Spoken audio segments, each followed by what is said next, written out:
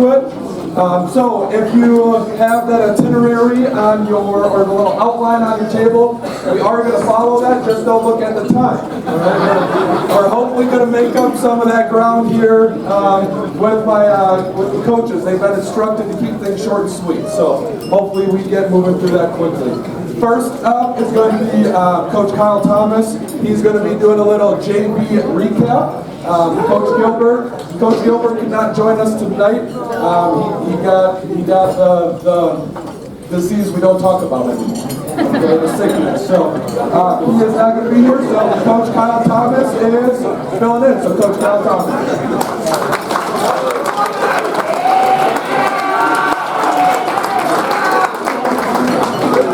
So I'm Coach Thomas. I was the JV defensive coordinator this year, and so kind of the JV season in a recap.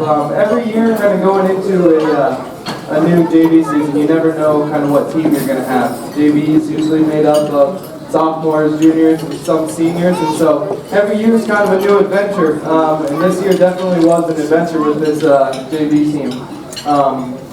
Started off not how we pictured it on the JV team, but they definitely grew over the year.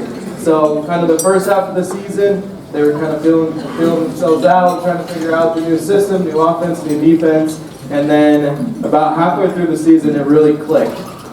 These guys really came together, really started understanding the defense and the offense, and they really just took that into the ending of their season.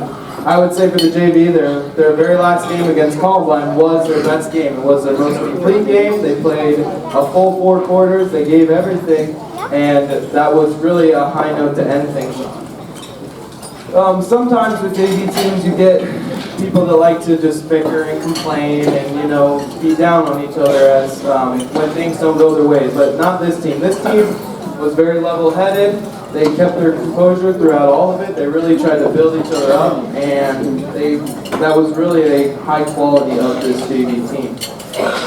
And so going forward, all you JV players, I'm proud of you guys. You guys really have improved this year, both on offense and defense. From game 1 to game 10, you guys have become a lot better of a football player. And so going forward into varsity, I would just say to bring your confidence that you brought on the last game. I want you to bring that all off season, all preseason, and just all of next year, and you guys will be totally fine. So again, JV, great job this year. It was an honor to coach you guys, and so thank you. Good job, JV. All right. We are going to move on now and kind of talk about varsity. You see highlights on there. We adjusted. We kind of showed you that at the beginning. That was kind of a great highlight tape that Coach G put together for us, which is a good kind of accumulation of all our highlights, all our good plays. But before I get into some more of our varsity highlights, I do want to have just give out a couple thank yous. First one is the Gridiron Club. This season would not have been possible for me to come into this role. They took a lot off my plate. They gave a great experience for these players. It was just a great overall year because of the Gridiron Club and because of all the volunteers that have helped between, and I know Todd mentioned a bunch of them early, but from the first kickoff to Mom's Night to the Dad's Cornhole to my first meeting to Florida. I mean, without Jennifer and Lisa, I don't know if we make it back from Florida.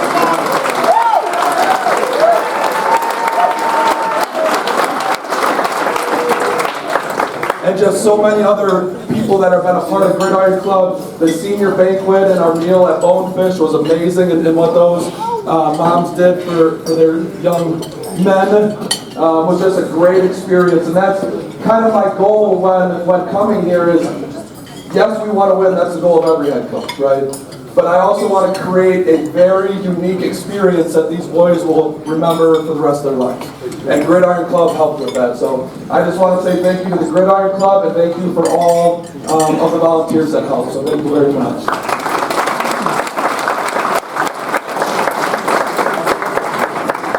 The next thank you is to the parents. Obviously it's not possible without you. And I know the hard work that you put in from the time that they first started playing football or other sports. I know we have a lot of multi-sports in here.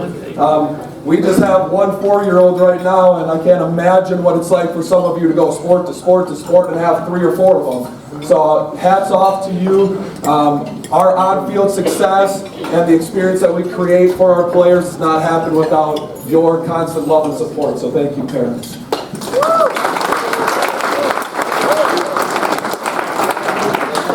Next thing is the players. Seniors, I know I mentioned this at the senior banquet, but it's just something that I feel very passionate about, so I'm going to bring it up again. But transitioning from not only living in Wisconsin my whole life to moving to Colorado, but then moving across Denver Metro, first head coaching job in a new district, a completely new staff. I didn't know any of them but 2. Okay, and they were my players last year. That's the only reason I knew those 2. There was just a lot. And players, it was because of you that made that transition flawless. Your ability to be resilient, to be welcoming to me, to make me feel like family from the get-go, to be open-minded to the new offense, to the new defense, to the new culture, while keeping the tradition of things that were established alive. I could not ask for a better group of young men in this transition, because I don't think this transition was as easy and as smooth if I had a different set of players. I'm going to be honest with you. And so I appreciate that from the bottom of my heart. I will remember this senior class and this team forever because of what you did for me. And so hopefully us as coaches did just a little bit to give back for the experience you gave us. So thank you, players.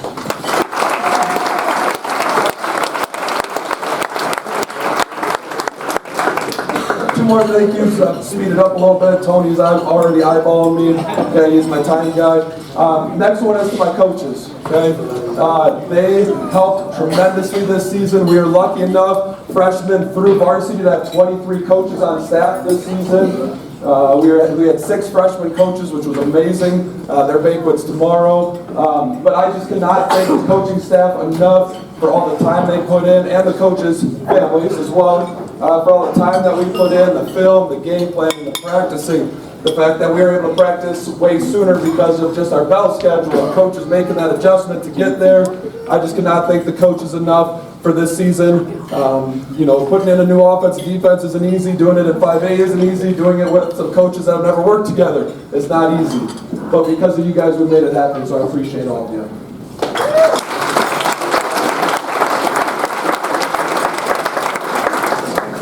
And then my last thank you is to Mr. Cashton Paul and Alexis, my wife and son. For those of you that don't know, I still live in Elizabeth, so it is 52 minutes for me to get to school every day. So I'm leaving at 4 a.m. in order to get to the gym before school. I get back roughly 7-ish. I play with Cash, do some husband things for about 2 hours, go to bed, and do it all over again. But it's because of that time commitment and time away from family and having such a supportive house. There's no way I could have done it without them. She was actually the first person I asked when I was offered the job if I could take it. Right away she was like, absolutely, because she understands my dreams. Little did I know that she was going to overshadow me by winning a state title.